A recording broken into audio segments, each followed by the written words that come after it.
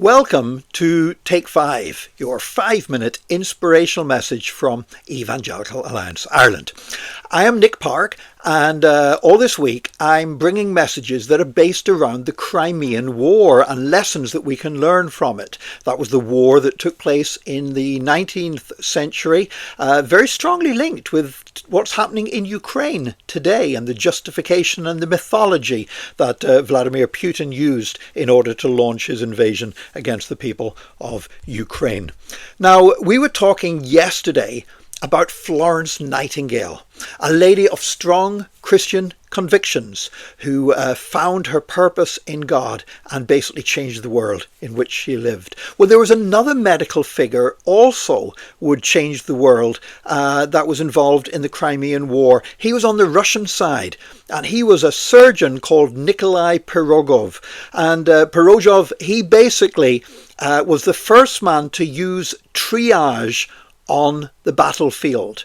You see, there were medics working with armies for long before the Crimean War. But what happened was now the number of casualties taking place was so much greater because the Crimean War was basically the first industrial war. It was the first war with trench warfare. It was the first war where they had shells being mass-produced in factories. So they were sometimes, you could have 50,000 shells a day flying into the enemy lines. And so because of all of this, the number of wounded were much greater.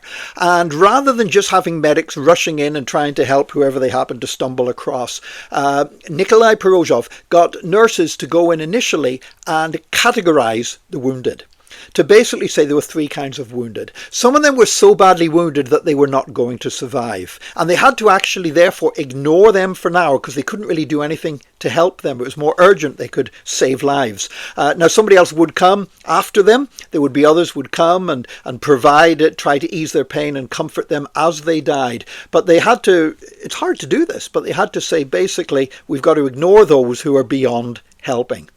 Then there was also a group of people who were screaming and in pain. And very often they're the first people you want to run and help, the people who are screaming the loudest. But actually, the wounded who were screaming the loudest were those who still had the strength to scream.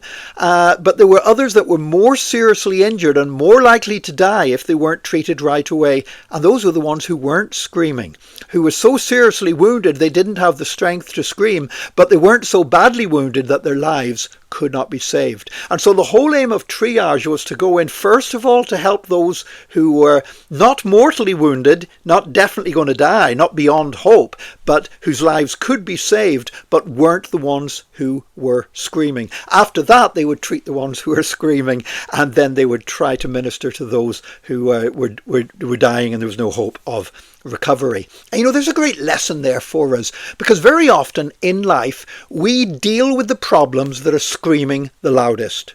Very often the things that are demanding our attention, the things that are creating the most inconvenience for us, those are the tasks that we go to fulfill. I'm speaking now as a pastor. That's often the case. That those that are screaming the loudest that they need this, they need that, they need help, are those that tend to get the attention from pastors. And sometimes there can be people that are much more in need of help, but they're not screaming about it. They're not noisy about it. Now, I'm not saying you never treat the people that are screaming, but sometimes it's more urgent to be able to treat the ones that are not making the most noise.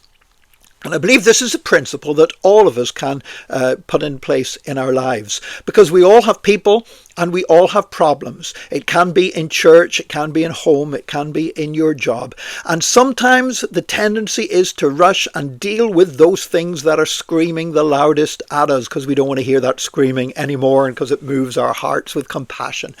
But sometimes we need to take the time to say, what are the things that are most urgent? What are the things that are most important? What are the things that need my help more now than any other?